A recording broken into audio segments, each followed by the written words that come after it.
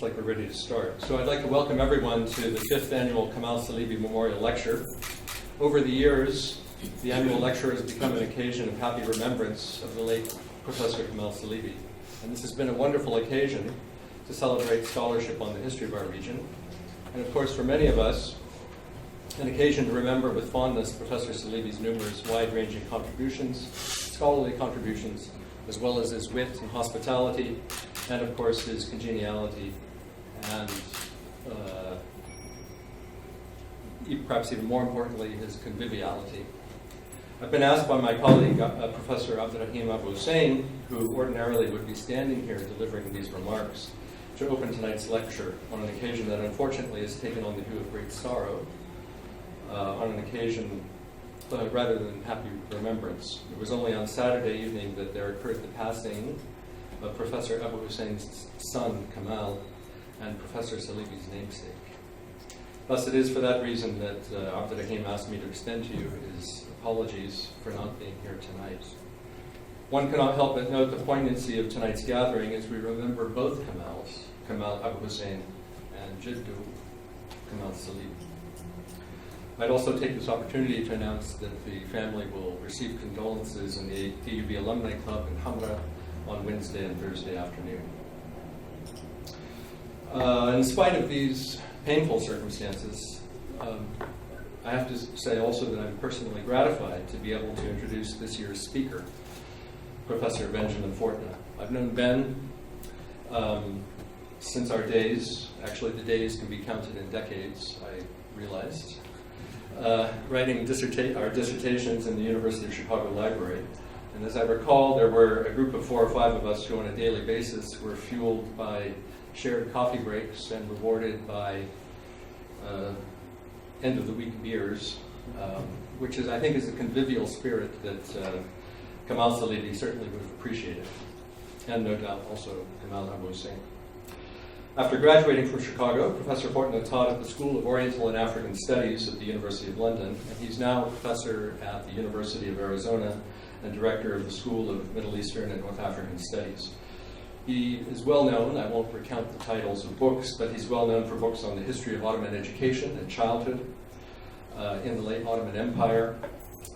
With his most recent book, however, I'm happy to say that Ben has broken the bounds of the Ottoman classroom and the norms of childhood, and this, I think, is something that his historical subject seems to have been successful at also.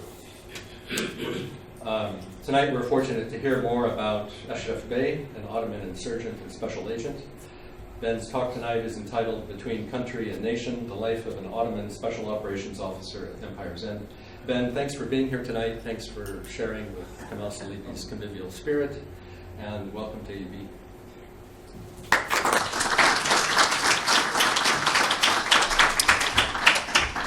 Thank you very much, John. That was an extremely gracious introduction, and it means a lot coming from you, and it's an absolute pleasure for me to be here with you and with all of you. Many of whom I've known for a long time. It's a great pleasure to see you here. It's an honor to be here, both for this occasion and to be back in Beirut and to be here for this particular occasion. It's, of course, a bittersweet occasion, as John has said, and our thoughts are very much with Professor Abu Hussein this evening. I'll be speaking about one person's experience this evening of the transition from the world of empires to that of nation-states.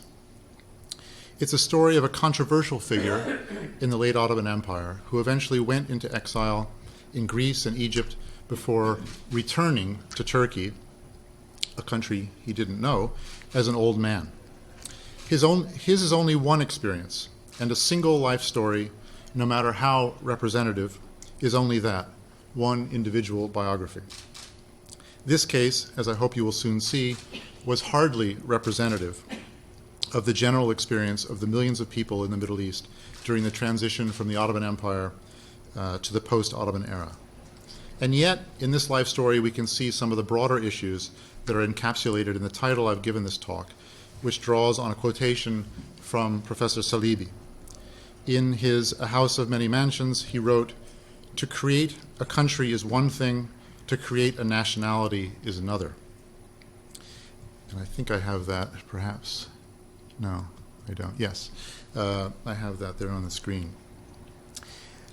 Nationalism and the nationalist history writing that provided much of its ideological justification have encouraged us to believe that the nation was the natural, indeed the inevitable, and unquestionably positive result that followed on from imperial demise. The experience of imperial subjects often tells a rather different story. The individual whose life I'll be turning to now provides one example of alternative narratives that have emerged to challenge the way we understand this transitional period. And as Professor Salibi's words made clear, this is far from a straightforward process. A few years ago, I found myself on the western coast of Turkey on the trail of what I hoped would be a promising set of private papers, collection of private papers. This trip had been set in motion by a set of unexpected circumstances involving a death in the family of a university friend, which led to reestablishing contact with their neighbors, whom I had met only briefly more than 25 years before, at a time when the history of the late Ottoman Empire or the Turkish Republic was not remotely, as it has now become, a part of my life. As I approached a once familiar hill overlooking the Aegean Sea, where I had been a guest in the mid-1980s, I discovered that the neighborhood was now almost completely unrecognizable. They'll come back on, right? Yeah. Concrete apartment buildings had claimed many of the old olive groves on the lower slopes of the hill.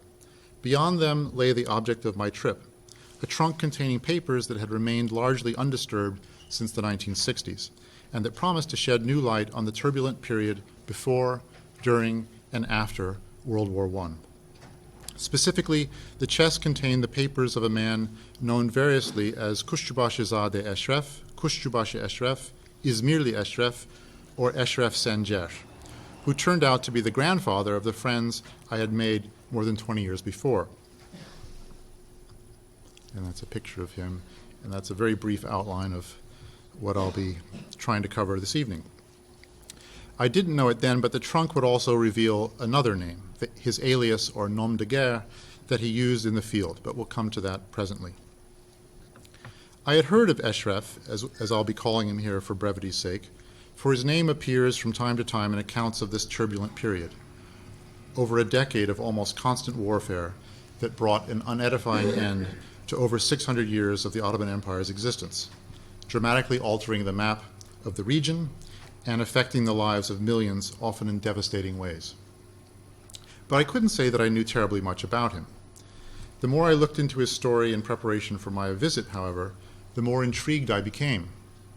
Intrigued and, to be honest, somewhat apprehensive. My curiosity was piqued because Ashraf had been involved in many of the key events of the tumultuous final years of the empire.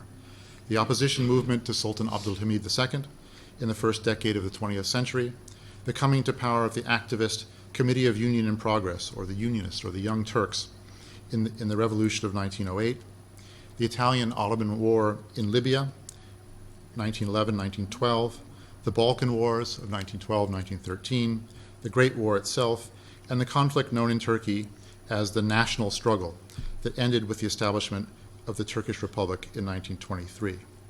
Another source for my trepidation was the somewhat curious afterlife that Ashraf has on the internet, and you can see here his posthumous Twitter feed. We'll maybe come to that a little bit later on. He has, let's say, there's quite a divided opinion as to him as an individual and to his role as a historical actor. So the prospect of reading some as yet unseen papers was tantalizing.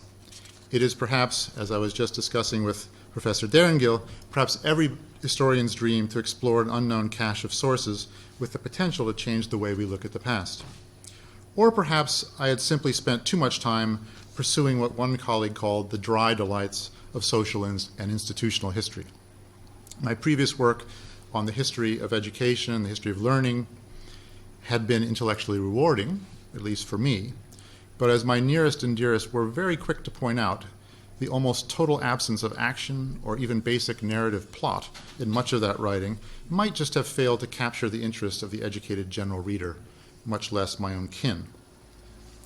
Thus, the chance to take up the lively career of Ashraf presented a welcome change of pace, if only to appease my domestic critics. But then I began to wonder if, the old adage about be careful what you ask for. As I got closer to the trunk, indeed, my apprehensions grew. First, I had to convince Ashraf's descendants to allow me to look at the papers, almost all of which were unreadable to them, being in the old Ottoman script. This they quickly and very kindly granted, despite their nervousness about Ashraf's decidedly checkered reputation in Turkey. The second reason for my apprehension was the fact that Ashraf was, and still is, a controversial figure in Turkey. Indeed, an entire lecture could easily be devoted to the various claims and counterclaims that continue to surround him, the most exaggerated of which naturally blossom on the internet, where, for example, one finds him both accused of being a traitor to the nation, but also lauded as, quote, the world's greatest spy. The reason for such hyperbole was Ashraf's intimate involvement with a secret group of especially committed military officers known as the Special Organization, the Teşkilat-i Mahsusa in Turkish, which was established by Enver Pasha, the most important Ottoman military figure of the last decade of the empire's history, as his own force spéciale. The Special Organization was a loose-knit and far-flung paramilitary force dedicated to intelligence gathering, propaganda, and what we would call today special operations. It is infamous for its role in carrying out a number of dirty deeds for the Committee of Union and Progress, including political assassinations, the suppression of non-Muslim groups, and most controversially, the campaign to eliminate large sections of the empire's Armenian population during World War I. Although I hasten to say that I have found no evidence linking Ashraf to the Armenian genocide. But he was part of the organization that took a very active role in it. The organization brought together a diverse group of agents, often referring to themselves as self-sacrificing officers, fedai zabitan in Turkish, from across the Ottoman lands and beyond, whose common objective was to keep the empire intact at all costs. When, as Ashraf put it, their world collapsed around them at the end of World War I, these men reacted in different ways. Many took the nationalist side in the fighting that led to the establishment of the Republic and went on to prominent careers in Turkey. But a significant number broke with the nationalists and were either purged, killed, or forced to leave the country. Ashraf initially fought with the national forces, but fell out with the leadership coalescing around Mustafa Kemal, the future Atatürk, in 1920, and switched sides along with a number of Ottoman officers of Circassian descent. The anti-nationalists or royalists were effectively fighting under the aegis of the occupying Greek army. Given the almost monopolistic control of the Kemalist version over the writing of Turkish history for long periods, however much its grip has begun to loosen in recent years, Ashraf was routinely referred to as a traitor to the nation, Vatan Haini, as the state and its historians attempted to control the definition of what the nation was and who was in it and who was outside of it. His name thus appears on the first of three lists to which I'll be referring this evening, that of the 150, the Yüzelilikler in Turkish. And this roster emerged from the negotiations that produced the 1923 Treaty of Lausanne, that, after much backroom dealing and seemingly interminable delays, ended the state of war between the Ottoman Empire and its adversaries and recognized the independence of the Turkish Republic. The 150 individuals declared persona non grata and banned from the new state were a disparate group. The names included Ottoman palace functionaries, members of the cabinet who served under Allied occupation after the war, those who signed the Treaty of Sèvres, which, if implemented, would have accepted the Allied plans for the dismemberment of what was left of the empire, various officials and journalists, and relevant here, two large groups of Circassians, one of which included Cherkes Ethem, and his brothers, along with Ashraf and his brother Selim Sami, also known as Haji Sami. Ashraf and Selim appear as numbers 60 and 61 on this infamous and rather peculiar list. Ashraf's papers were thus potentially quite exciting, but not without the prospect of controversy. I must admit that there were times when I wondered if I weren't mad to show an interest in such a case. Sometimes I still do. But as I began to look through the trunk, and here was the object of my trip, two things became readily apparent. One, the material was both plentiful and captivating, but two, less hopefully, its haphazard arrangement perhaps accurately reflected the peripatetic and multi-episodic nature of Ashraf's career. In other words, I was in for a potentially fascinating but seemingly long and bumpy trip.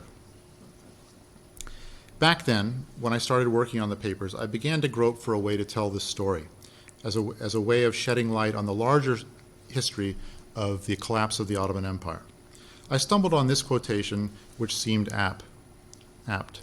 This is from a book I really can very strongly recommend, Willard Sutherland's The Baron's Cloak. And he wrote, "The personal experience of empire has much to tell us about the bigger picture.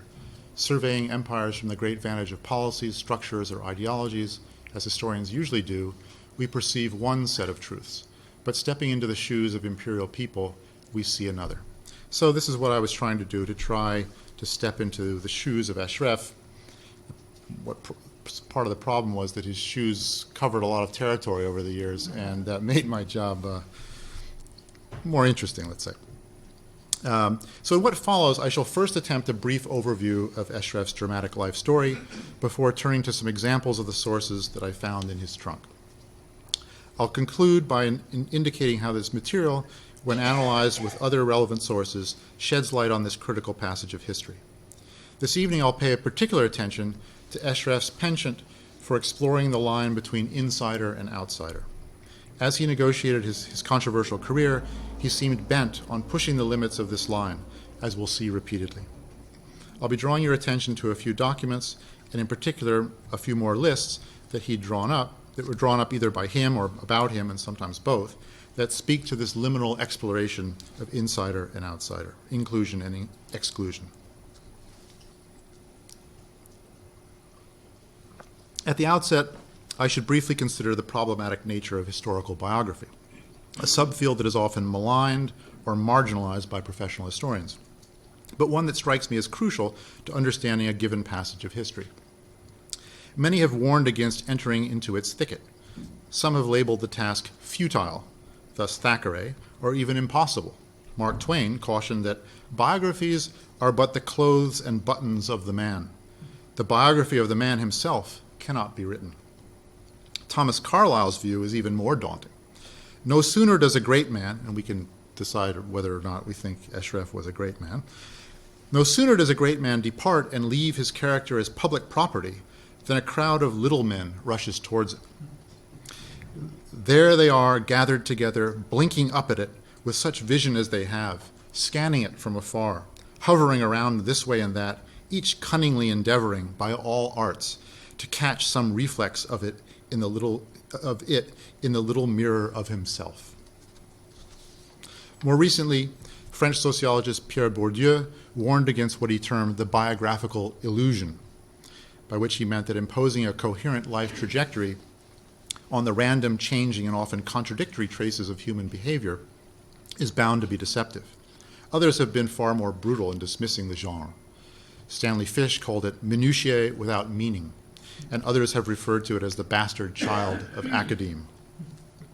And yet, biography has its undeniable temptations and its own set of advocates. Ralph Waldo Emerson famously wrote, there is properly no history, only biography." Although somewhat pessimistic about the mind's capacity to grasp abstract patterns, Emerson's dictum is doubtless sound in its appreciation of the importance of experiential historical knowledge. In a similar vein, Karl Marx wrote that history does nothing, possesses no enormous wealth, fights no battles. It is rather man, the real living man, who does everything, possesses, fights. It is not history, as it were, a person apart who uses men as a means to work out her purposes. History is nothing but the activity of men pursuing their purposes. Now, I make no pretense of trying to join this lofty and perhaps ultimately insoluble debate. I adopted instead an inelegant but I think pragmatic approach, namely to attempt not a complete biography of Ashraf, for I found that not entirely feasible, but rather an episodic biography, one that concentrates on the main periods of his activity, which is really no more than his fascinating but ultimately piecemeal sources permit. His story affords an opportunity, as Sunderland suggests, to gain a glimpse of the personal experience of empire and to step into the shoes of an imperial character. Attempting a simple synopsis of Ashraf's career is far from straightforward. Establishing even some basic facts of his life can be problematic, given both the general lack of accurate records from that time and the controversy that still surrounds his life in particular. Take, for example, even the year of his birth. The Wikipedia entry for his birth date is almost certainly wrong, probably off by a decade. Another good reason not to rely too firmly on this almost too convenient source. A further problem is the sheer geographical range of his movements and the almost dizzyingly peripatetic nature of his activities. Made them very difficult to record, much less verify.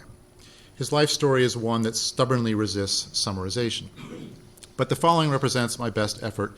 It's a story inscribed across the length and breadth of the Ottoman lands and beyond that by the end of the 19th century were still remarkably vast, despite considerable losses to the new nation-states and great power acquisitiveness. Ashraf was the eldest son of a Circassian immigrant to the Ottoman Empire named Mustafa Nuri and his wife Tevhide Hanım. Mustafa Nuri arrived in the Ottoman Empire as part of the Great Migration of North Caucasians, driven out by Russia's southward conquests in the second half of the 19th century. Unlike the great majority of the hundreds of thousands of Circassian refugees in Ottoman lands, and of course the many hundred thousands who didn't even make it that far, Mustafa Nuri seems to have had a relatively privileged status. His family traced their ancestry back to the Seljuk Sultan Ahmed Sanjar, hence the name Sanjar that Ashraf would later take for himself in the Republic, who ruled most of Iran in the 12th century. Through a family connection, Mustafa Nuri secured a position in the Ottoman palace and soon rose to the top of the Falconers' Corps, hence the name Kuşçubaşı, or Chief Falconer. Ashraf was born in 1883 in Istanbul. He attended local primary school in Beşiktaş, near Yıldız Palace, where his father worked, and then the special class for sons of palace officials at the Kuleli Military College. There he had the first of what proved to be many brushes with officialdom. He was instrumental in a fight among the students, a kind of pitched battle serious enough to see him banished internally to Edirne, Adrianople. He later was allowed to return to the capital and to enroll in the military academy, Harbiye Mektebi, the key institution for aspiring officers, but seems not to have completed his studies there, one of many aspects of his life that are still somewhat disputed. On leaving the academy, he was assigned to a cavalry unit in Macedonia, the increasingly violent region that served as a crucible for Ottoman officers of his generation. It was in Macedonia that they cut their operational and political teeth, where they fought against and began to emulate the ethnically driven armed gang activity initiated by Bulgarian, Greek, Serb, and Macedonian fighters. For reasons not altogether clear, but probably reflecting the increasing suspicion in palace circles of growing opposition to Sultan Abdulhamid II, Ashraf and his brother Sami, together with their father, incurred another stint of internal exile, this time to Arabia. The remoteness of the Arabian deserts from Istanbul makes this following period from 1902 to 1907 much more difficult to trace. By his own account, Ashraf managed, among other events in a lively period, the following exploits: escaping from his imprisonment in the dungeon of the Ottoman fortress at Medina, taking to the interior and living among the tribes, forming a revolutionary organization, as he called it, others would call it a guerrilla band, with his brother Selim Sami, earning the nickname Sheikh of the Birds, Sheikh Tuyur, for his rapid attacks. And this is what he looked like then. Kidnapping the son of the Ottoman commander of the Medina garrison from the parade ground in broad daylight, interfering with the annual Ottoman caravan delivering the Sultan's yearly gift to Mecca, and generally demonstrating his ability to disrupt Ottoman control of the distant but symbolically vital Ottoman territory in the Hejaz. Eventually, after many other episodes, including an attempt to link up with the movement that had formed to oust the Sultan in the capital, he was pardoned, re-imprisoned, and pardoned again. After the 1908 revolution, he and his brother were made officers of the gendarmes in Izmir. Poachers turned gamekeepers, they were called upon to perform such tasks as capturing the leader of the 1909 counter-revolution, Dervish Vahdettin, which they did in Izmir, suppressing local rebellions. Soon Ashraf married the daughter of an Ottoman general who was prominent in CUP circles in Izmir. But he soon was tempted back to a life outside the law, becoming a brigand again with his fellow Circassian Ethem and his brothers. In what he later referred to as, quote, our weak, quite broken, and down-and-out days, the outlaws played a cat-and-mouse game with the gendarmerie forces to which they had themselves only recently belonged. Soon war would give them another chance at rehabilitation. In his early years, Ashraf thus ticked all of the boxes for membership in the inner core of Ottoman officers who were determined to keep the empire together at all costs. As a Circassian Muslim with a first-rate military education, or at least part of one, field experience, personal connections, and a clearly headstrong personality, Ashraf was a natural candidate for a role in the clandestine organization that Enver formed around him, first informally and then from 1913 constituted as the Special Organization. A very high share of its members were of non-Turkish ethnicity. Circassians like Ashraf were disproportionately represented. With their reputation as warriors, their own languages, and their powerful networks, they were natural recruits for the military and paramilitary services. Crucially, perhaps, their radicalizing experience as refugees inclined them towards a maximalist and frequently violent form of Ottoman Muslim partisanship, which Ryan Gingeras has aptly referred to as killer patriotism. The first major opportunity for this group to act in concerted fashion came with the Italian invasion of Libya in 1911. Like his fellow self-sacrificing officers, Ashraf made his way to Libya as soon as he heard of the Italian ultimatum and subsequent assault on the last remaining Ottoman territory in Africa. Young Unionist officers like Ashraf had bridled when Ottoman territories had been lost under the previous regime. Now in power, they welcomed the chance to fight. Arriving in Egypt, Ashraf set about organizing the passage of his fellow volunteers to Cyrenaica, or eastern Libya. And here he is seated second from the middle, right on the middle row.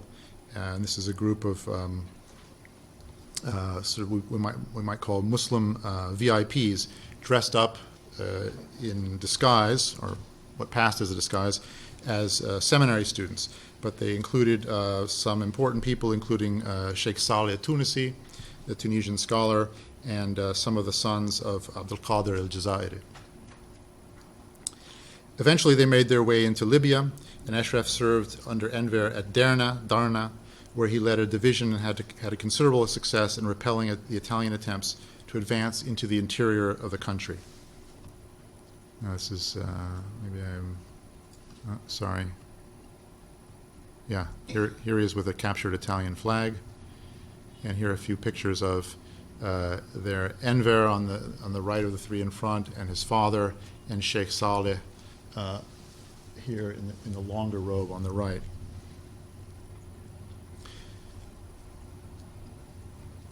The Italian army expected an easy conquest, but found the Ottoman Senussi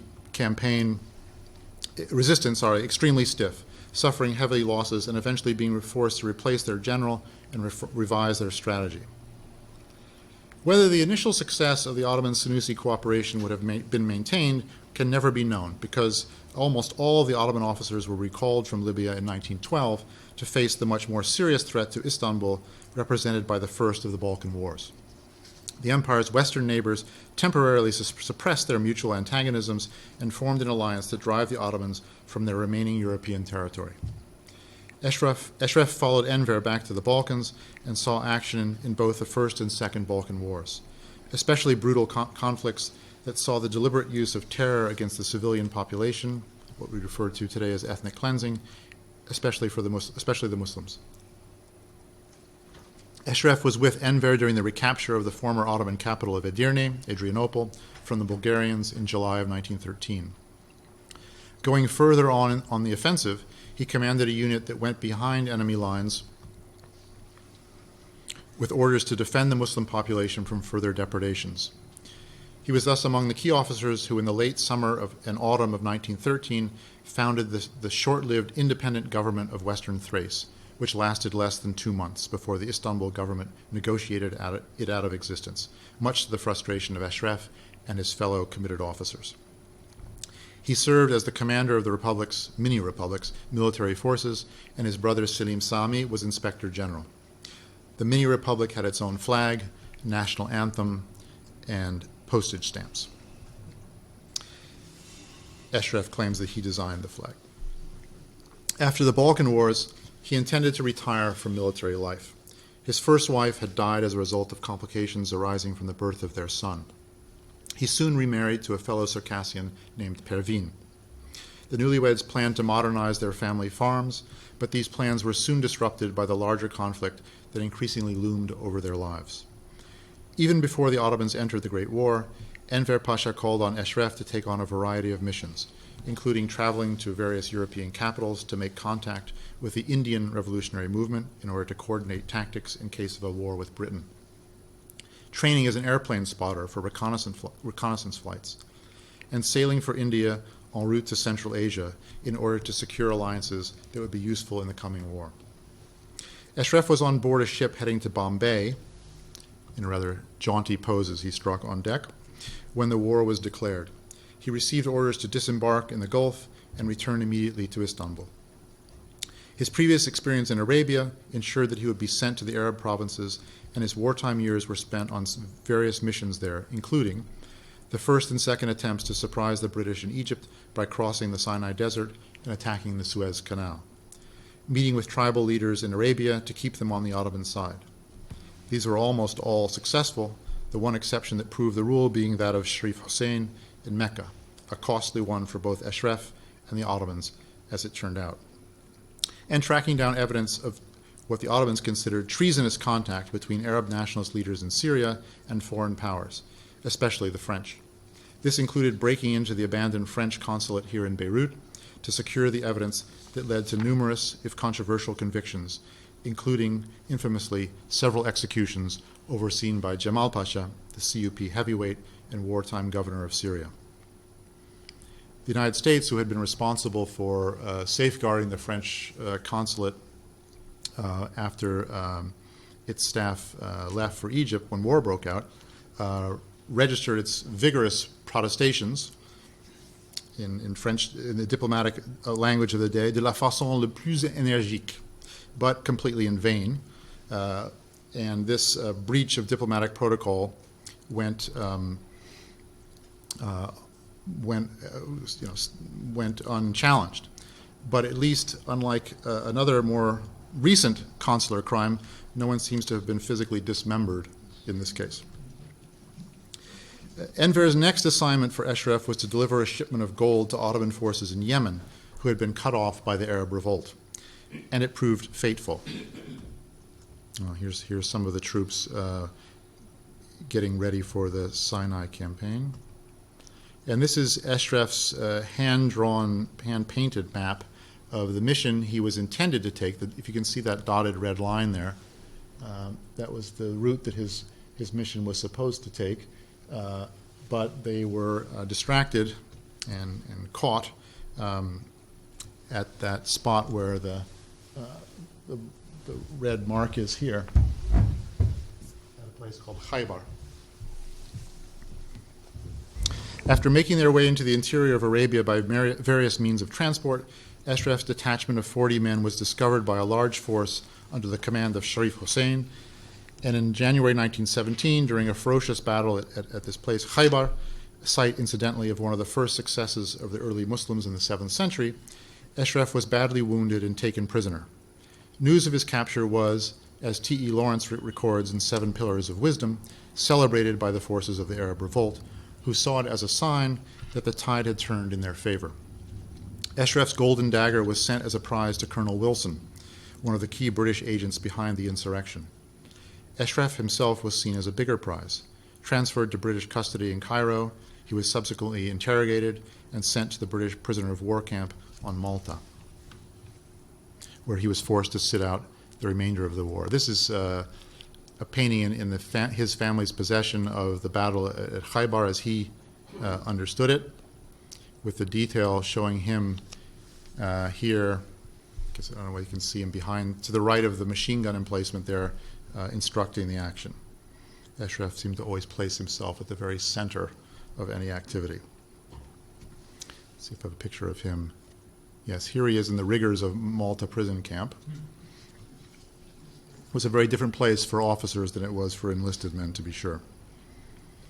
Released from Malta in 1920, he returned to Istanbul to find the scene dramatically changed.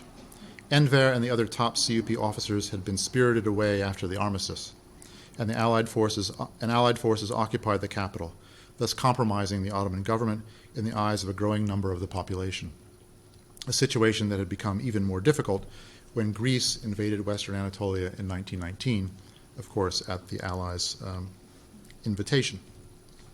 Ashraf slipped out of Allied control, literally jumping ship onto the Istanbul quayside, and like many special organization officers, joined the so-called national struggle, serving as a commander in the region of Adapazarı, east of the Gulf of Izmit.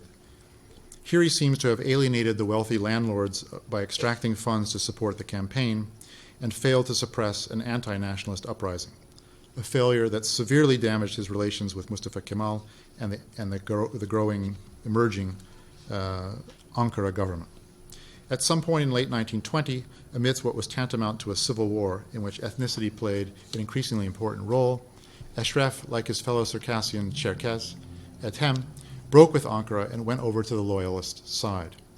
He was instrumental in forming a revolutionary organization, the Anatolian Revolutionary Committee, they called themselves, with Ethem, that tried unsuccessfully to challenge the nationalist movement, possibly with the aim of restoring Enver, whom the Kemalists refused to allow to re-enter the country. When the Republic was proclaimed in 1923, Ashraf was thus, as previously mentioned, declared persona non grata and banned. Any possibility of reconciliation with Ankara was dashed by the fact that his brother Selim Sami, who had fought with Enver against the Soviets in Central Asia and was with Enver when he died in what's today Tajikistan, and briefly continued the Basmaji rebellion after Enver's death, and their younger brother Ahmet, died in 1927 after landing on the Turkish coastline in an apparent effort to infiltrate the country with the purpose of assassinating the future Ataturk. Ashraf was not to return to Turkey and to his family until the 1950s, having stubbornly refused a pardon offered in 1936 on the grounds that he had committed no crime from which to be exonerated. He spent his long years of exile in Greece, particularly Crete, and then Egypt, writing, exploring, and painting. He returned to Turkey in the 1950s after the change of government, and he died in Izmir in 1964.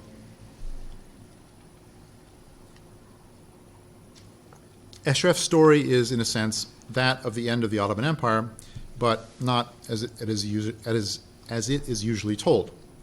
Beginning in the Balkans, where he first saw action, then in the Arab provinces, and then in the final struggle for Anatolia, his career epitomizes the geographical pattern described by the struggle to hold the empire together. I'd like now to turn to consider his trunk and what it offers the historical record. Its contents by turns augment and challenge the existing narrative.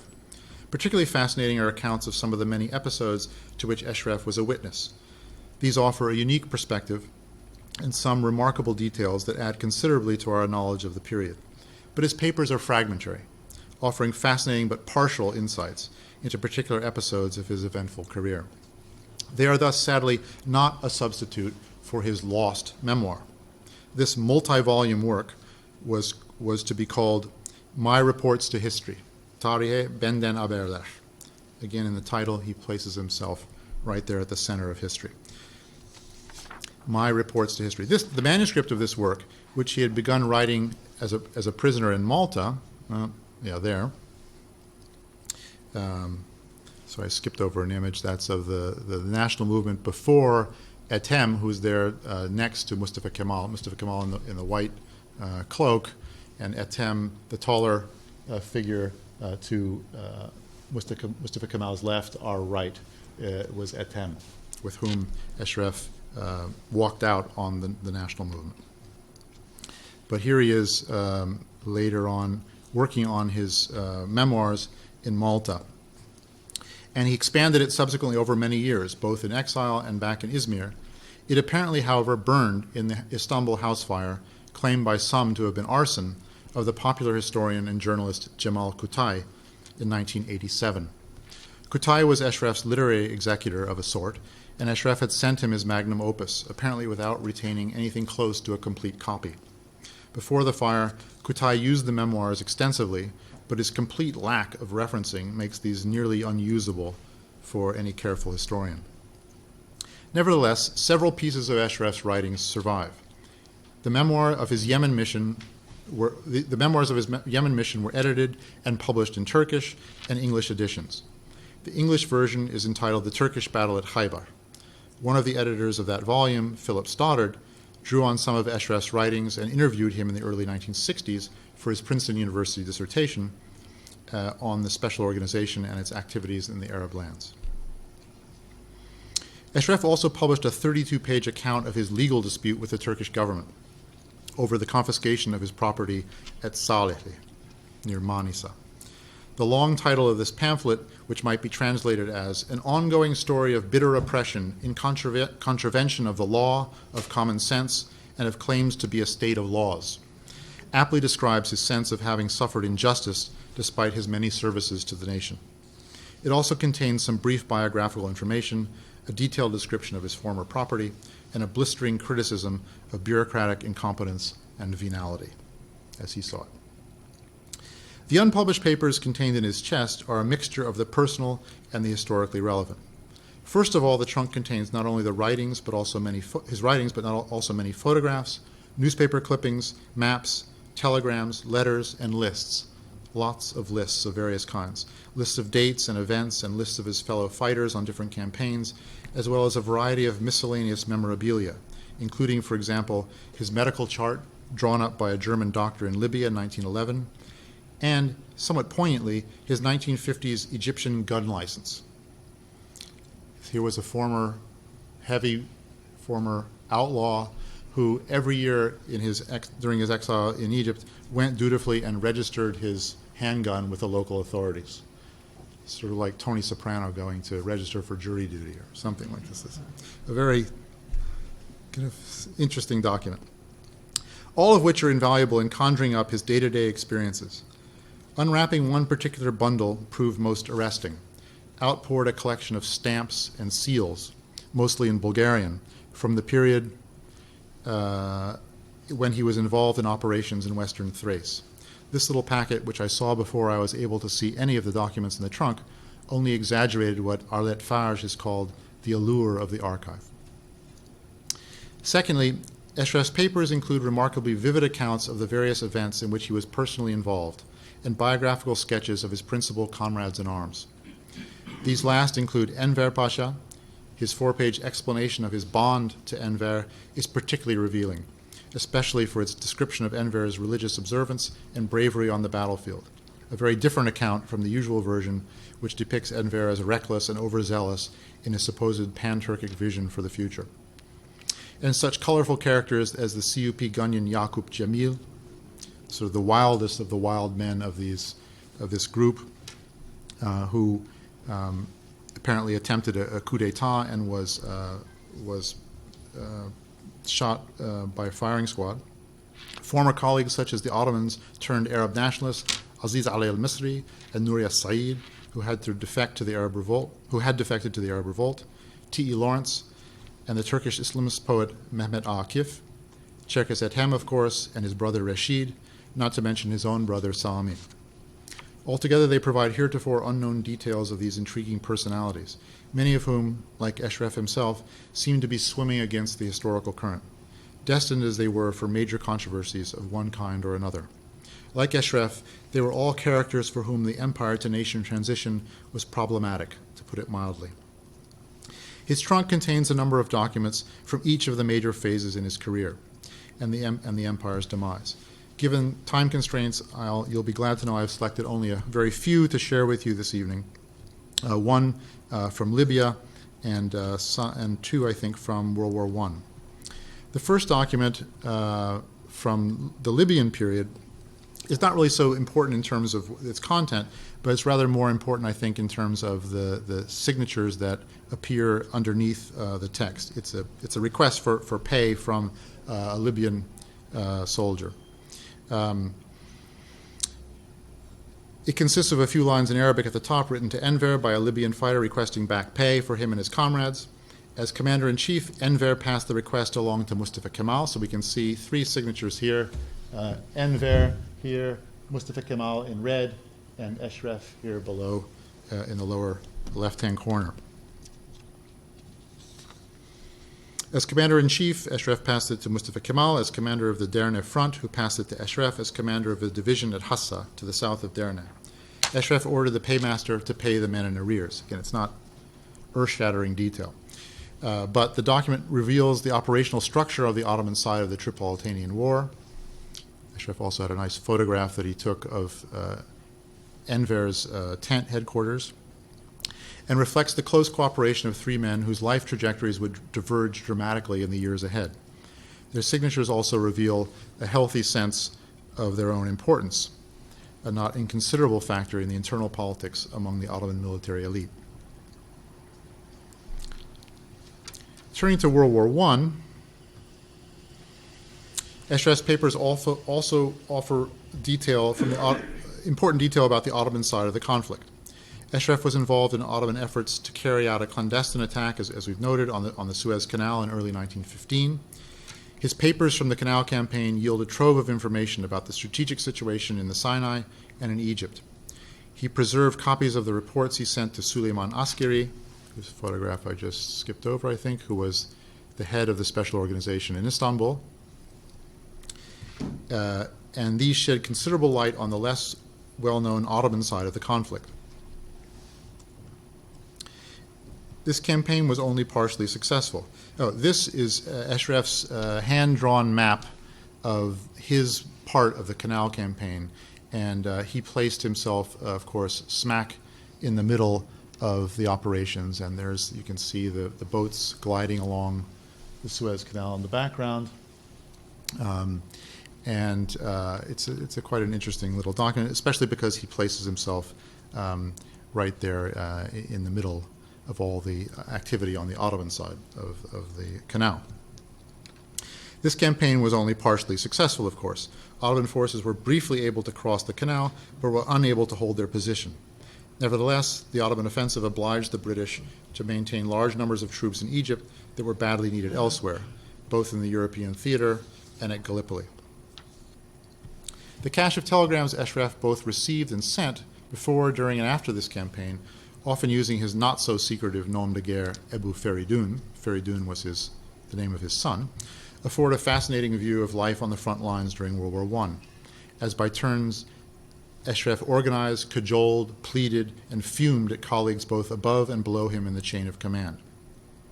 He was particularly incensed about his, whenever he was deprived of telegrams. He seemed to be, like we are with email, kind of addicted to a constant form of communications, both for his military comrades and also with his family members back home. Ultimately, Ashraf's papers are perhaps more important for what they reveal about the mentality and the worldview of the self-sacrificing officers. In that connection, I'll turn now to another of the many lists that Ashraf compiled. This is not the 150 of those who are banned, but rather one he labeled Ashere I Mubashere, the 10 who are promised the glad tidings of paradise, a calque on the Arabic term al-Ashar al-Mubashara. And this I almost missed this is from one of his many, many voluminous notebooks, and it's this lower right-hand corner list that I'm referring to. There's a greater detail. This is hardly a well-known term in the late Ottoman context. As far as I'm aware, the only scholarly work that mentions its existence is that of my former SOAS colleague, the late Naim Turfan. In fact, the phrase is a calque on an Arabic term, as I said, given in Islamic tradition to the group close to the Prophet Muhammad, signifying the 10 companions to whom he gave the glad tidings of paradise. All of them were present at the Battle of Badr in the year 624 CE, the first major military test of the early Muslim community. The connection between these late Ottoman figures and the first Muslims may not be as far-fetched as it first appears. Although these men were all intimately involved with the CUP, which is often associated with radical secularism, even atheism, the movement was a very broad one, and there's considerable evidence to suggest that Ashraf was closely aligned with the more religiously informed Ottoman Muslim activists, such as Mehmet Akif, whom we've noted, and also Said Nursi. And of course, Enver Pasha himself, who was known for his piety, or at least his reputation. He had a reputation for piety. Ashraf had spent time traveling through Arabia with Mehmet Akif during World War I, and they corresponded considerably in their years of exile.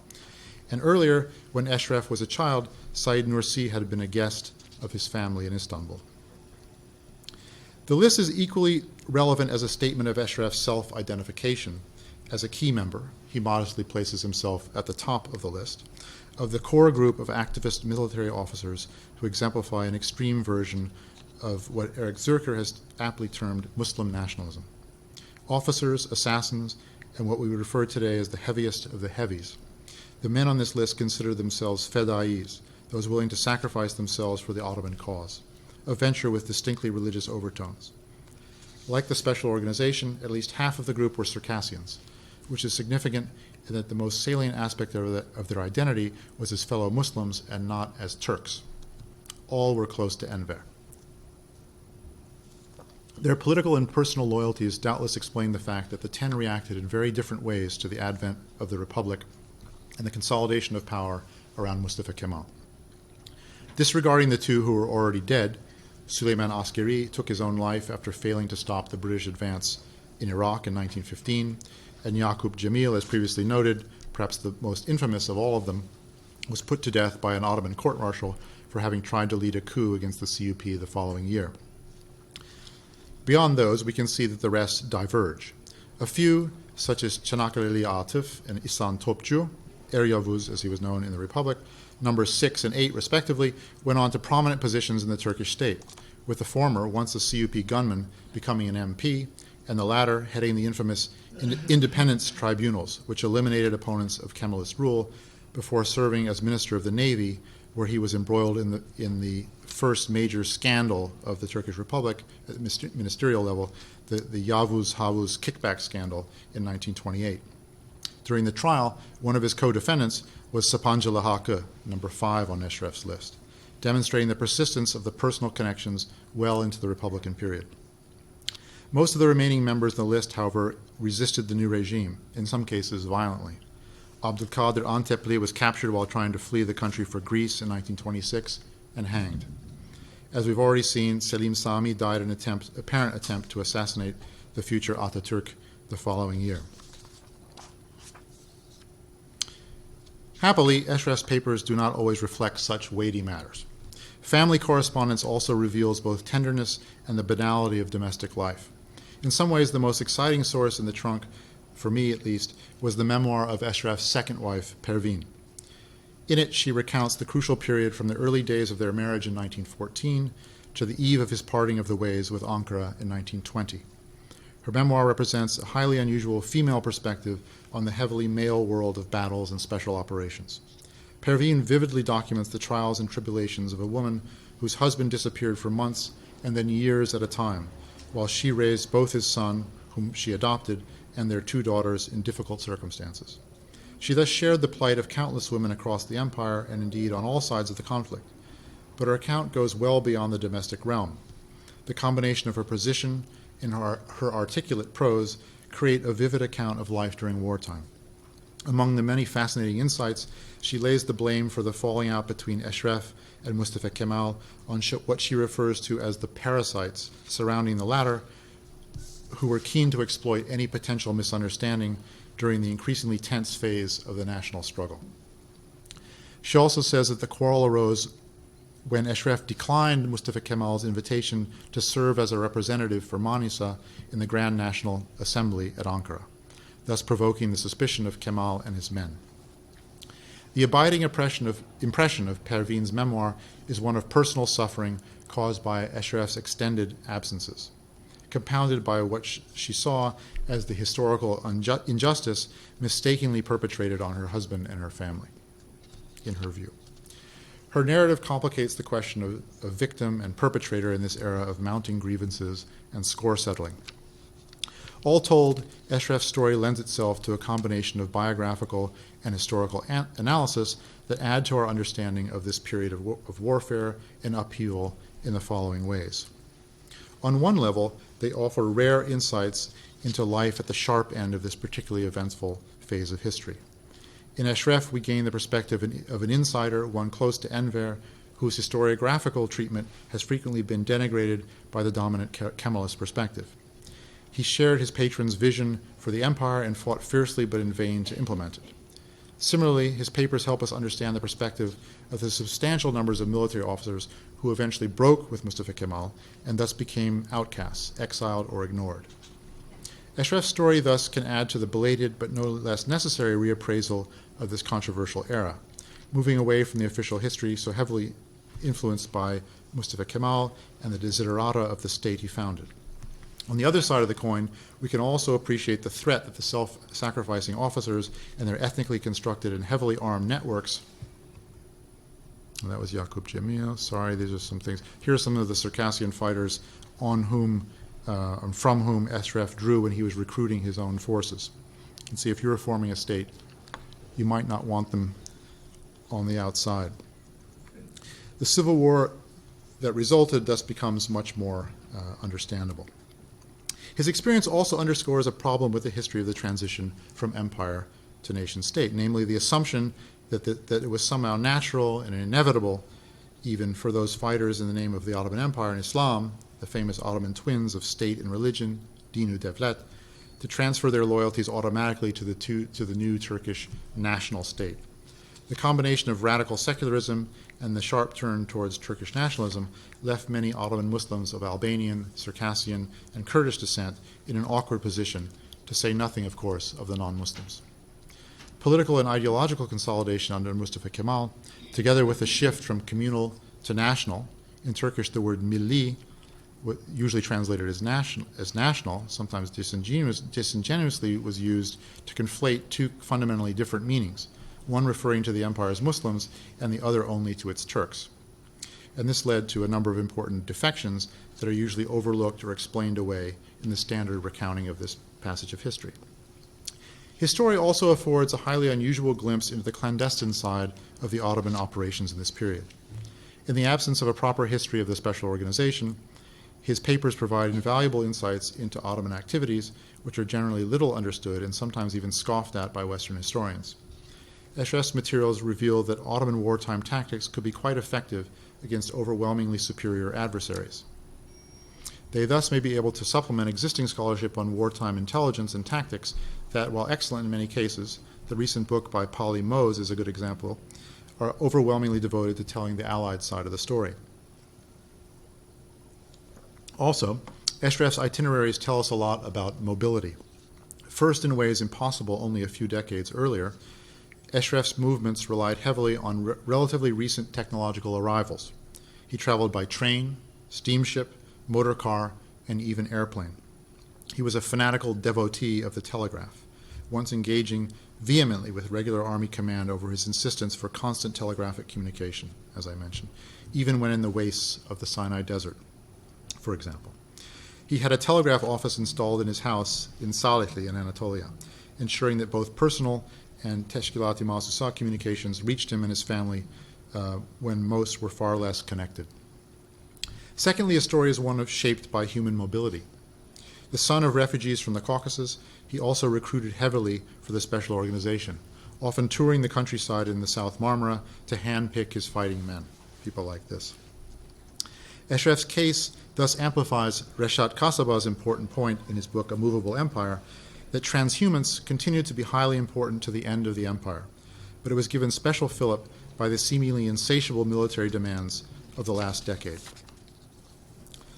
Another insight, and I'm drawing towards an end, I hasten to add, to be gained from his material is the persistently powerful combination of imperial identification, ethnicity, the use of force, and personal networks. particularly personal networks.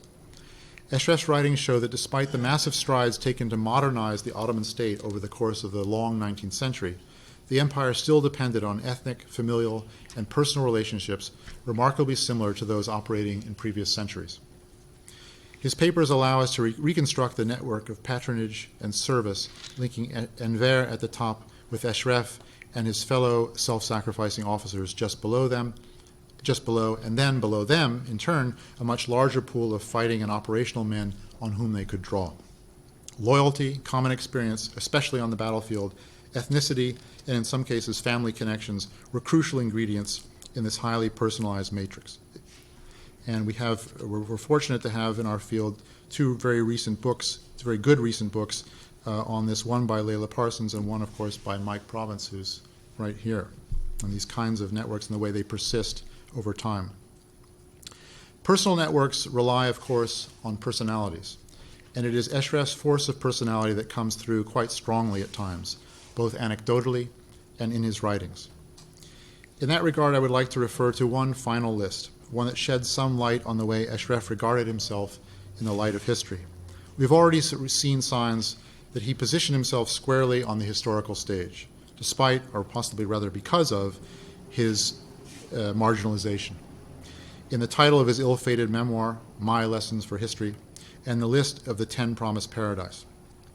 Let's now consider a table he wrote which tracks his changing signatures over the years. This document reveals his strong sense of historical consciousness. It seems specifically intended to help any future historian. Carlyle's Little Men comes to mind, sadly, who might, and he must have thought, would certainly come along. In the text, he indicates that he has written this document in order to remove any supposition or doubt over the signatures he affixed to the documents he wrote during the historical days of his life. But it also raises a curious irony. How could it be that someone so self-consciously interested in his place in the historical record as to compose this guide for posterity could write a multiple-volume memoir that failed to see the light of day? How could this one-time insider fail to force his way into the historical mainstream? These are but a few of the many unsolved riddles presented by the case of Ashraf and his trunk, a reminder perhaps of both the enduring and the fleeting nature of history, of both its heavy hand and its often mercurial and elusive character. The case of an individual who is perhaps overly comfortable in the Ottoman imperial world, but distinctly out of place when the imperial milieu gave way to the national. His story points to some of the many difficulties usually swept under the historiographical carpet, involved in creating a nation out of the remains of an empire, difficulties to which Professor Salibi alluded many years ago. Thank you.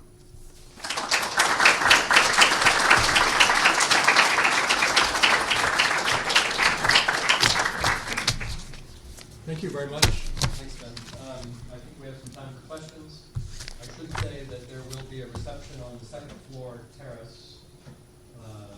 After a while, I guess we'll move up there as soon as our speaker becomes parched. Got 2 bottles of water.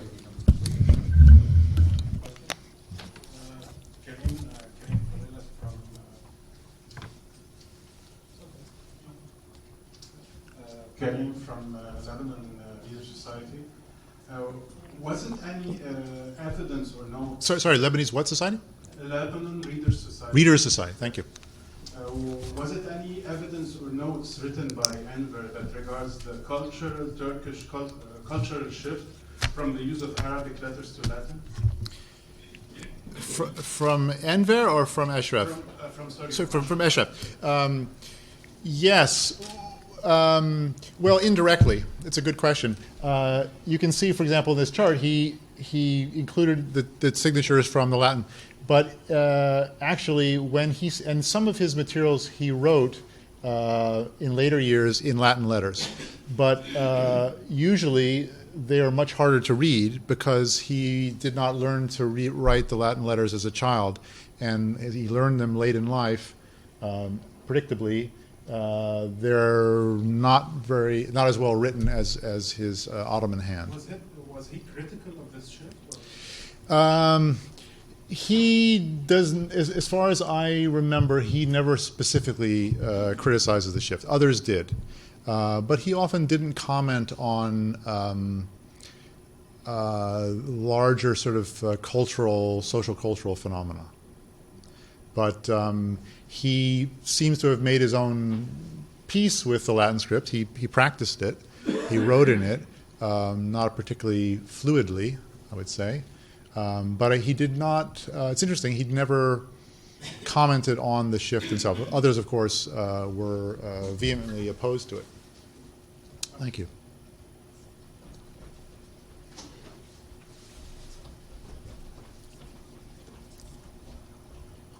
Thank you so much. That was a really fascinating trip through an amazing trunk of evidence.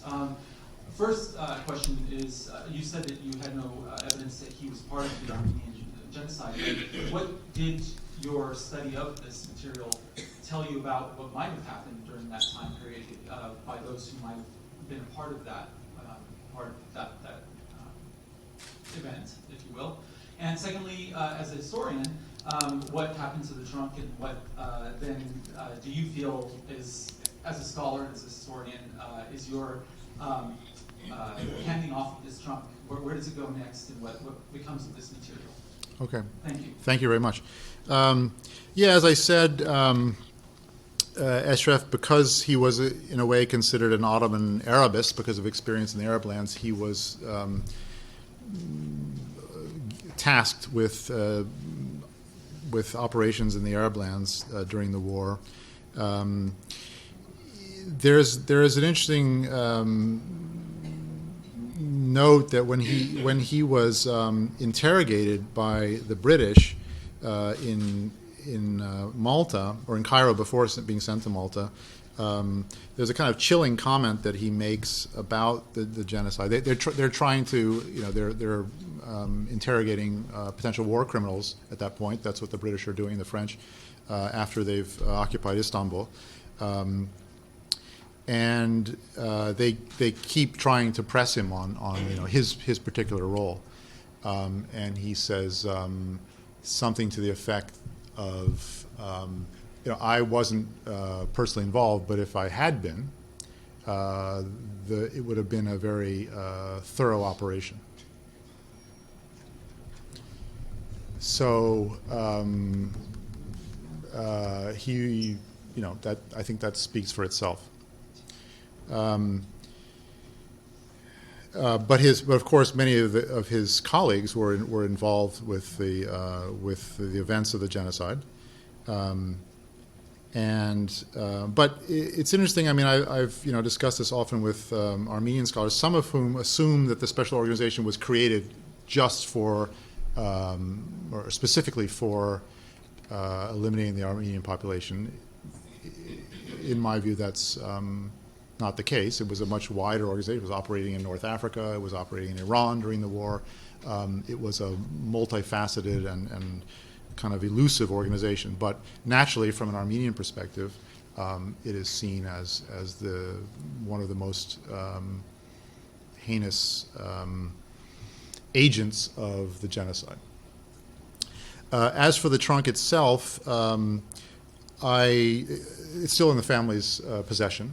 And we've been in discussions about the possibility of it being donated to a university, so that university library, so that it A, can be properly taken care of, and B, is accessible to other researchers.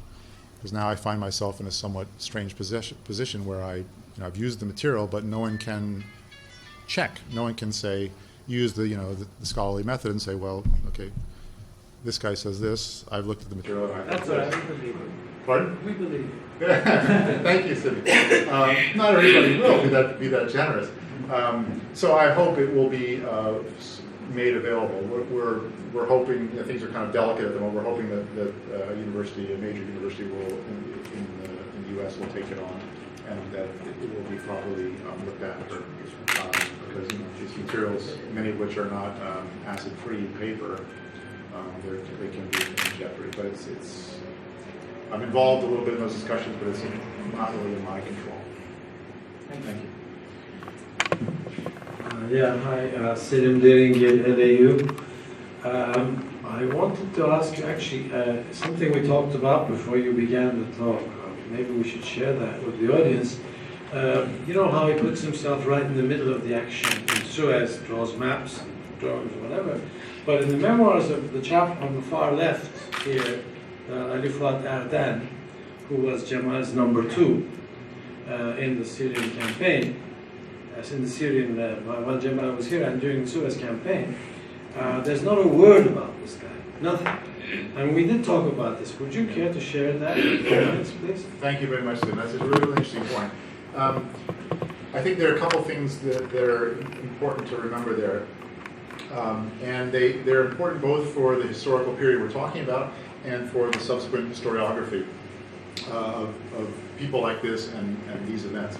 So, on a number of occasions when I was, doing this research and trying to bring myself up to speed with late Ottoman military history, something I had not really studied before, or not in great depth, I was in touch with colleagues, and a lot of the military historians are extremely dismissive of people like this, and I think they in a way pick up the attitude of Ottoman officers in the regular chain of command at the time, who were equally dismissive, if not more emphatically dismissive, of people like this. Right? These are Ashraf and his cohort are outside the lines of outside the structure of military control and command. So it often meant that these guys would appeal over the heads of their ostensible superiors to people like Enver or Kemal or CUP, connected people. Again, the mafia parallels maybe not completely inappropriate in some cases, to get them out of trouble. A lot of these guys had been in prison, they were sprung and got into trouble because they had personal connections. And that, of course, infuriated the regular military staff. In some cases, the regular military was ordered to accommodate them sort of as part of a wing or as part of a battalion or a detachment. But again, they had no control over these guys. And these guys often were sort of self-funding. They were extorting money from the population sometimes, or they were carrying off booty.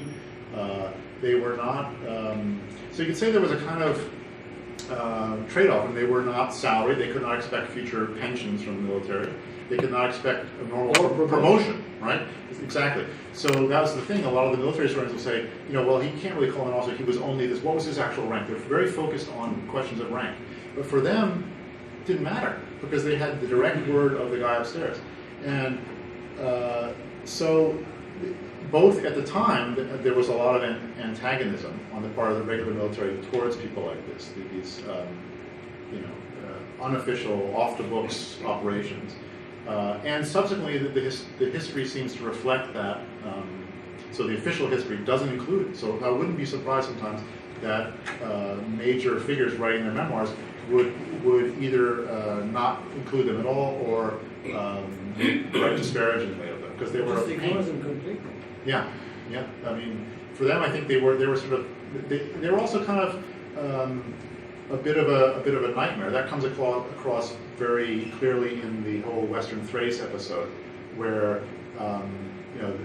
not only the Ottoman military but also the Ottoman foreign ministry don't want to deal with these people. They're a liability, and you could say that they by holding onto this territory, they gave the Ottomans a slight bargaining chip in the negotiations.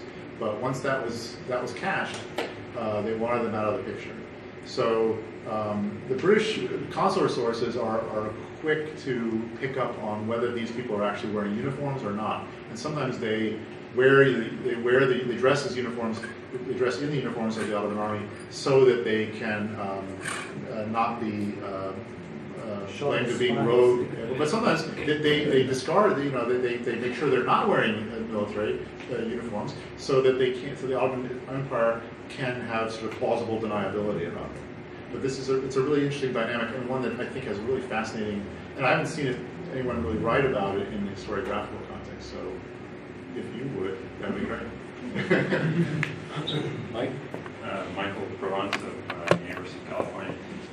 I had the pleasure of reading the book, so I have a kind of I remember all kinds of details, so forgive me if I'm too much in the details, but I think actually you sort of address this, because my question really is, do states in these moments of crisis, and not just the Ottoman state, but states generally, I mean, can we generalize and say that these kind of patriotic criminality is something that's absolutely indispensable and then obsolete, in a slightly different time. Mm-hmm. And he's yesterday's man. I mean, is that in embarrassment, disreputable, and expunged from the history? And is this kind of sort of? Thanks, Mike. I think that's a really good point. I think that's part of it. I mean, it's not if he continued to play ball, if he accepted the invitation to be part of the Ankara government, like many of these people, he may have gone on to a career of note and possibly wealth in the Turkish Republic. He didn't play ball, but I think there is in some of the lamenting quality of his writing, patchy though it is, and his wife's writing, they touch on this sort of, we were used, we were thrown out. No one recognizes the sacrifices we made for the good of the nation. So that's part of it. And I think, yes, the states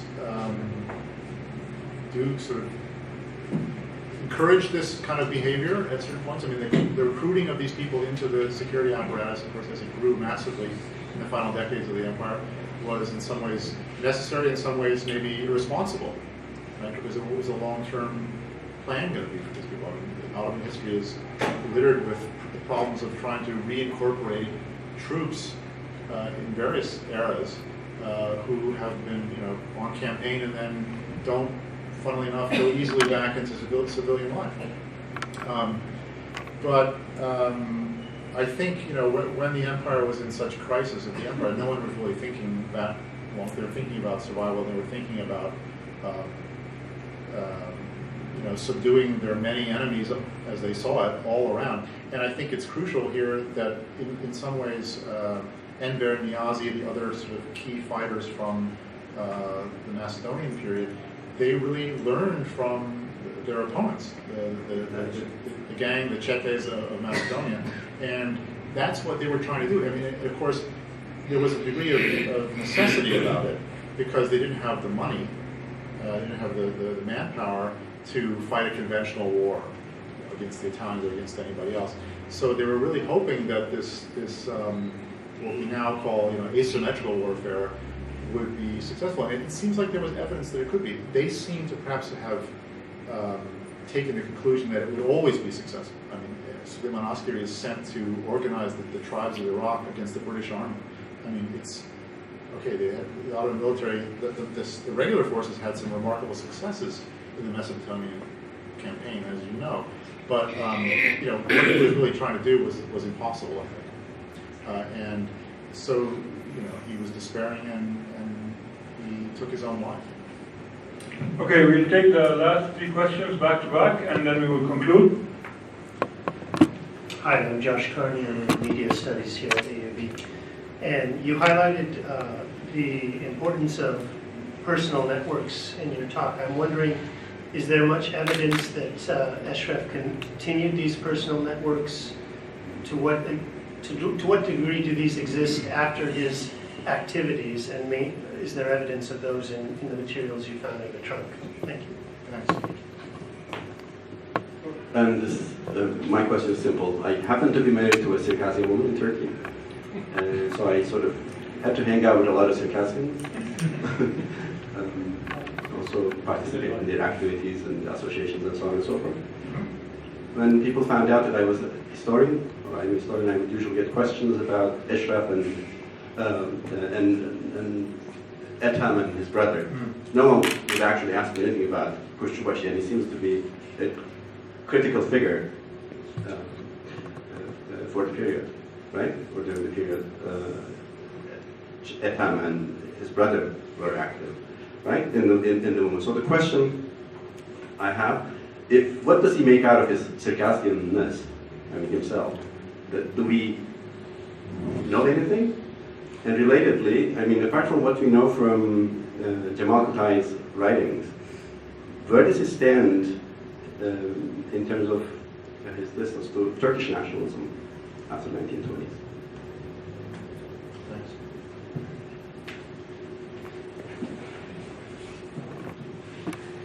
Thanks. My name is Megan Tribble. I'm a grad student here at UB. Two questions. First is, can you comment a bit more, you touched on it in terms of historiography, can you comment a bit more on the relationship between historical studies and intelligence figures? Is that a modern problem, or is that something that is sort of universal in different eras, where if you want to do a historical analysis of someone who lived in the intelligence clandestine war world, did you get the sense that perhaps the narrative that you were able to access, things could have been the entire opposite, just because of not only lack of historical sources, but also he was a spy, or he's a special operations. So just the general relationship between history and clandestine activities. And then also, you really teased us, I feel, when you commented on the point of view that you were able to access through the memoir of his wife. Is that an ongoing project? Are you going to continue and write more about that memoir? Is there enough there to sort of sink your teeth into to continue? Because that is really unique sounding. Thank you. So a trifecta to end, and some of those are double questions, so that's good. All right, let me try to cover these. I may need a little prompting, given the fact that I can't really read what I've written. The first question on personal networks and their persistence. Yeah, it's really interesting. So Ashraf is very interested in maintaining the relationships with his fellow combatants, you might say. And he does so. He carries out a lengthy correspondence. Part of the problem, of course, is that he outlives. I mean, he's probably he would be a kind of actuarial nightmare for any insurance company, because he really shouldn't have lived to a ripe old age, given his profession, given his combativeness, given his, even as an old, we were talking about this before, even as an old man, there are accounts of him getting into fistfights with much younger men on the streets, and that he felt slighted and someone made fun of him. He was wearing, someone knocked into him with a construction plank, and he started, sort of, we would say today, wailing on the guy. Yeah, but he did live a long time, and by the end, when he came back to Turkey, he spent a lot of time traveling, went out to the east to meet with some of his Kurdish friends and colleagues. Often there's a lot in the correspondence of, do you have an address for so-and-so? Is anyone in touch with X? He kept up a correspondence with Mehmet Akif. Mehmet Akif, for those of you who don't know, is the usually referred to as an Islamist poet. He's the author of the Turkish national anthem. Lived in exile in Egypt for a long time. He and Ashraf corresponded. Some of the Akif side of the correspondence has been published. Ashraf's papers contain a lot of his side of it, so it'd be interesting to put those things together. There are also a lot of correspondence with his family, of course, over the years. But so the networks were crucial, and they continued to the extent that the people were still alive, and that he had access to them in terms of being able to write letters to them. But yeah, one could carry on and study this for a long period of time. But thank you, good question. Circassianness, right? He never says that he feels himself to be a Circassian nationalist. In fact, he says at one point, I never was longing to go back to the Caucasus. He felt himself to be an Ottoman and an Ottoman. And he uses the term Turk, which is maybe elastic in this case. Interesting, when he's in exile, or when he's, when there's a Circassian Congress that's held in Izmir in, 1920? 20 or 21, yeah, okay. I have seen the ban on it. Right, and there's the whole correspondence. He has nothing to do with that. Now, it may be because he didn't consider himself a political actor. I mean, he'd like to be, I think he thought of himself as being at the center of political activity, but he never really comes across as an ideologue or as a kind of political thinker. And whether that's the reason he didn't, or maybe he had no patience with that kind of chat. He was a man of action. I don't know. And that may also be why he wasn't interested in sitting in Parliament. And that's part of what he says is, I'm a fighting man, what am I going to do in Parliament? So fish out of water, it's not going to work. But also, he had this singular ability not to do what he might have done to preserve his relations with the coming force of the Turkish Republic. And so in a way you could say he was either consistent or he was persistently stubborn to the point of making a lot of trouble for him and his family. The second aspect of that, the Turkish nationalism, Kutay, Turkish nationalism.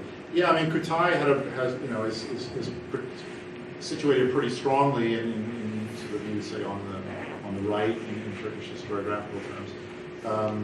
But also the Twitter that you showed. Yeah, okay, that's of course not him, that's someone speaking for him. Right, I know, but then people attribute to him certain... Right, so and people, if you go on the web, you'll find all kinds of people claiming him as a sort of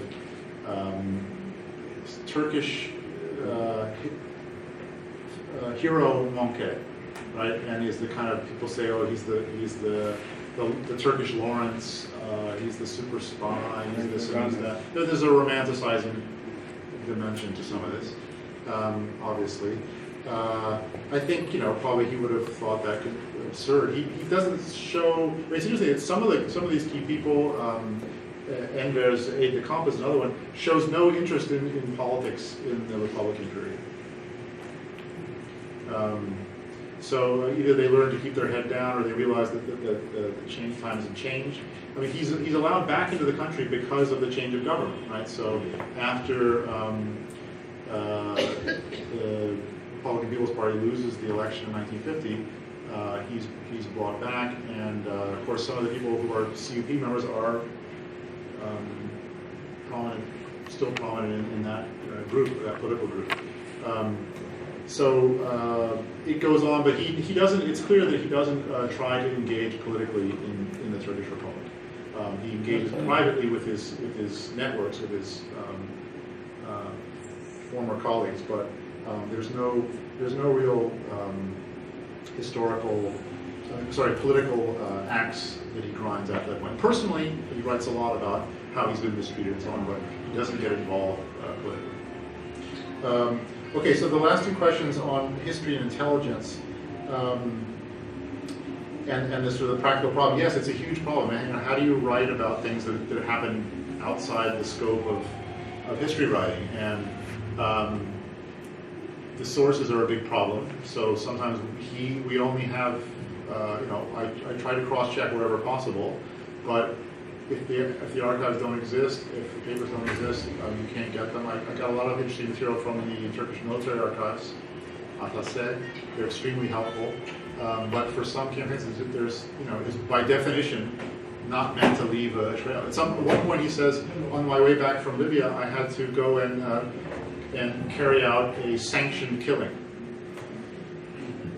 But he didn't say who, so inevitably there are going to be areas that are just in the dark, and I think one has to do it. There are ways sometimes to if you get the archive at the center, then you can the correspondence. He preserved a whole sheaf of telegrams in the run up to the Sinai campaign. So there are a lot of there are reports that are coming to him sometimes on scraps of paper. Oh, we saw a British ship today. It had this kind of guns on deck. This is activity was spotted. A spotter plane was seen overhead. So you can kind of get some sense of what they understood, what they were hiding, what they wanted to try to find out from the opposite side. But inevitably, it's very patchy. And the last question. Okay, that's the first time I've ever been called a tease in a lecture. But thank you. You're right in a way. I am working on Parveen's memoir, because I think it's really interesting. It's not very long. It's about sort of 3,500 words. I'm sorting out a few problems, I hope now with the manuscript. But I hope to eventually to publish that. And it's fascinating, especially because of who she was and the fact that she was a woman who observed at close hand a lot of this stuff. And also her voice is really interesting because in the beginning of her narrative, she takes the role of a very kind of typical female from the period, you might say. She refers to herself as her husband's wife. She refers to herself as her father's daughter. And then she goes on, and eventually she develops a much more critical tone to the point by the end of the narrative. She's extremely critical of her husband, and she's extremely critical of the people around Mustafa Kemal, the ones she called, I referred to earlier as parasites, who poisoned what she saw as essentially a sound, solid friendship between two former comrades who had served together, as we saw in Libya, but had the atmosphere ruined by these self-serving, how do you translate, opportunists, thank you. Opportunists who used, in her view, Ashraf as someone to denigrate in order to curry favor with the regime. If you read between the lines, it seems like she's really very angry with Ismet, who was crucial for this whole thing. Okay. Okay. Thank you very much. Thank you very much. Can you join us on the first floor for the cocktail reception, please?